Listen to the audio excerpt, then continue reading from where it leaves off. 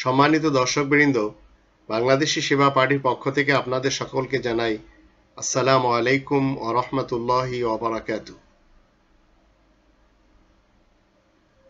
দয়া করে সন্তানদের ভবিষ্যৎ চিন্তা করে বর্তমান যুগের গরিবদের ন্যায্য পাওনা থেকে বঞ্চিত করে তাদের অধিকারকে চুরি করবেন না। এটি হচ্ছে আমি 2020 সালে যারা আমাদের দেশের সরকারি এবং বেসরকারি কর্মকর্তা কর্মচারী রয়েছে, যারা এই বিপদের যুগে মানুষের চাল চুরি করছে, ডাল চুরি করছে, টাকা পয়সা চুরি করছে, তৈল চুরি করছে, তাদের সকলের সামনে আমি কোরআনের 64 নম্বর সূরা তাগাবুন এর 11 থেকে 16 আয়াতগুলির অনুবাদ অন্তত একটু পড়ে শোনাবো। আশা করি এই আয়াতগুলির দৃষ্টিতে তারা বিরত থাকবেন।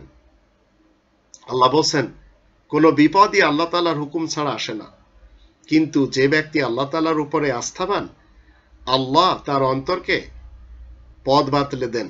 আসলে আল্লাহ সব জিনিস সম্পর্কে বেশ ভালো করেই জানেন। এ হচ্ছে 11 নম্বর আয়াত। 12 নম্বর আয়াতে বলা হচ্ছে, তোমরা সবাই আল্লাহ তাআলার অনুগত হও আর রাসূলের। কিন্তু তোমরা যদি অবাধ্য হও তাহলে রাসূল বলছেন কি, আমার রাসূলের দায়িত্ব শুধু স্পষ্টভাবে পয়গাম পৌঁছে দেওয়া ছাড়া আর কিছুই না। রাসূলের ব্যাপারে আল্লাহ সাক্ষ্য দিচ্ছেন। আর 13 নম্বর আয়াতে আল্লাহ বলছেন, আল্লাহ তিনি ছাড়া আর তো কেউ ইলা নেই, আর মুমিনদের উচিত আল্লাহ তাআলার উপরেই ভরসা করা। আর 14 নম্বর আয়াতে বলা হচ্ছে, তোমরা যারা ঈমান এনেছো শোনো, নিশ্চয় তোমাদের স্ত্রী ও তোমাদের সন্তান এদের মধ্য থেকে কেউ কেউ তোমাদের জন্য দুশমন, সুতরাং তাদের সম্পর্কে সতর্ক থাকবে।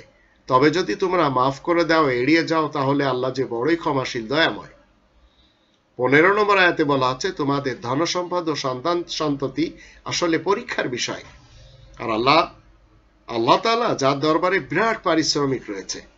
আর 16 নম্বর আয়াতে বলা হচ্ছে, তোমরা যথাসাধ্য আল্লাহ তাআলা তাকওয়া অর্জন করে চলো, আর শোনো আর মেনে চলো, আর তোমরা খরচ করতে থাকো, এতে তোমাদেরই ভালাই হবে। আর যে ব্যক্তি মনের লোভ লালসার কবল হতে রেহাই পাবে, তারাই তো সেই দল যারা সফল কাম। এই আয়াতগুলি থেকে জানলাম যে আজ যারা চাল ডাল এবং জনগণের অধিকার হরণ করে চলেছেন, তারা অনেকে হয়তো দোহাই দিতে পারেন যে সন্তানদের ভবিষ্যতের জন্য করতে হবে।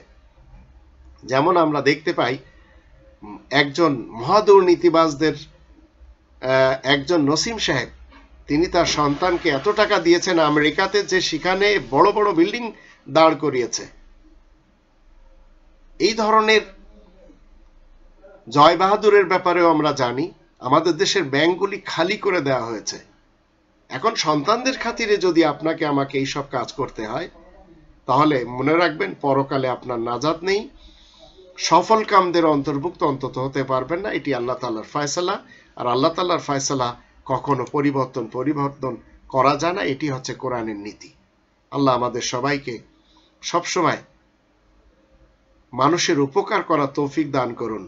আর যত চুরির রাস্তা রয়েছে, যেগুলি আমাদের জীবনে আমাদের সামনে আসবে, সেইগুলি থেকে দূরে থাকা তৌফিক দান করুন।